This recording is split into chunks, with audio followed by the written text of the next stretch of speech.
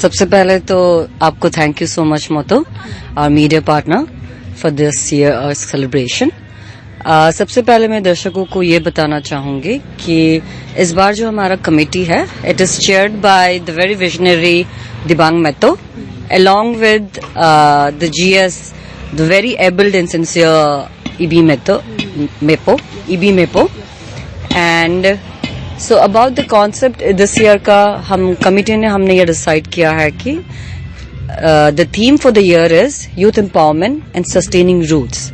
So उसी के चलते मैंने जब ये कॉन्सेप्ट डिजाइन किया है और ये सारा वेन्यू डिजाइन एंड डेकोर किया है, ये नजर पे दिल पे रखते हुए कि when we talk about roots, so we talk about our origin, and when we talk about our origin, so हमारे जितने भी throughout the history, not just our tribal community, but any other bigger or smaller civilization communities, and especially indigenous communities, हर किसी का शुरुआत हुआ है. It originated around a river. So with this is what we try to honor this year. We have tried to honor our, first of all, we have tried to honor our rivers, क्योंकि एक river से ही हमारा origin निकलता है, ना, be it any community, not just our community, but any indigenous community.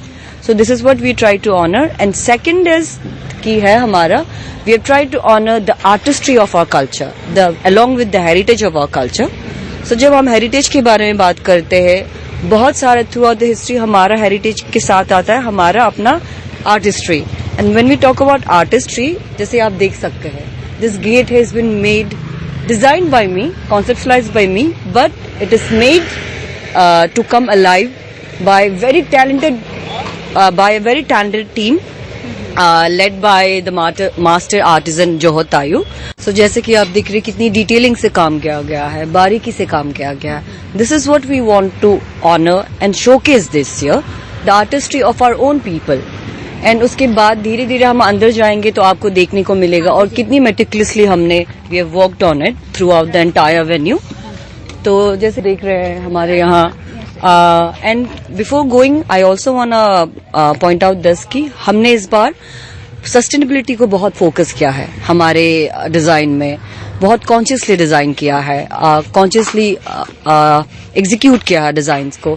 हमने try किया है कि हम जितना हो सके अपना सस्टेनेबल, अपना लोकल प्रोडक्ट्स यूज करें, लोकल मटेरियल्स यूज करें डेकोर में, ना कि plastic, no rather than plastics और विनाइल्स जो स्टिकर्स बैनर्स लगता है ना, rather than that we have tried to use our local products like I've mentioned. जैसे आप वहाँ देख सकते हैं, जैसे आप देख सकते हैं सब सारा यहाँ हमारा आएगा बैम्बू लैम्प्स और लगने को. This is not finished yet, so the preparation is still ongoing. So आप जैसे देख सकते हैं हम जितना भी डेकोर कर रहे हैं इस बार, डिजाइन कर रहे हैं, वो सब हम कॉन्शियसली डिजाइन कर रहे हैं, सस्टेनेबली डिजाइन कर रहे हैं. तो ये सारा प्रोडक्ट्स हमारा लोकल प्रोडक्ट्स है. In our language, it's called corn. It's called ambo. And ये सारा हमारा हो गया. ये सारा हो गया हमारा स्टॉल्स.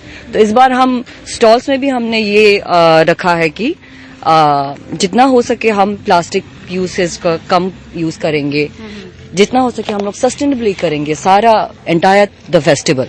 जैसे आप ये देख रहे हैं, ये रे फॉर्मेशन जो है हमारा, it is made with bamboo. हमने जहाँ एकदम बहुत ही कम यूसेज प्लास्टिक का यूसेज किया है, बट आप यहाँ देख सकते हैं कि this is made out of laka. This thing is in the family of cane, जिसको बेट कहते हैं हिंदी में, but in our language it is called laka. And the bamboos that you are seeing, it is imported from Anini, and the bamboos are called abrato in our language.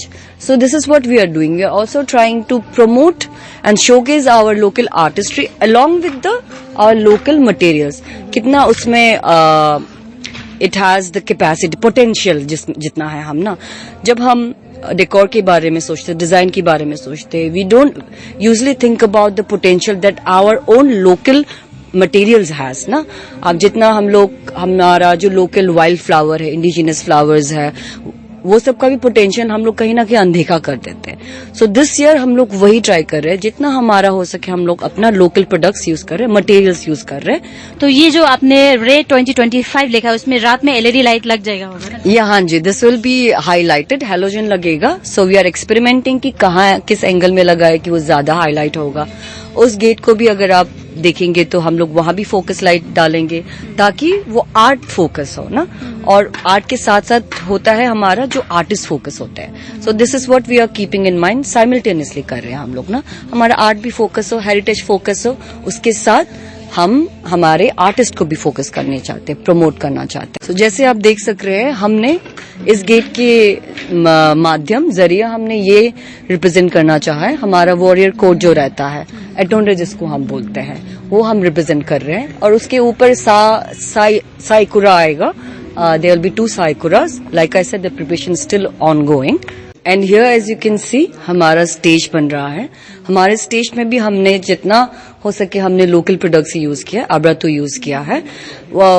I think that when we design something, we also have to be conscious about the idea that there should be amalgamation of 2 things. 2 चीजों का मिलन होना चाहिए. एक हो गया presentation, आप कैसे उसको एस्थेटिकली प्रेजेंट कर रहे हैं, but it should also be in our cultural context.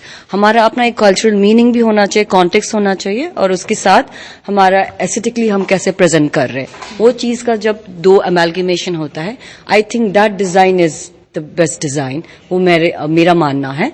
As you can see हमारा अभी भी ये कंप्लीट नहीं हुआ है, हमारा काम चल रहा है. These are artisans who are working on the stage.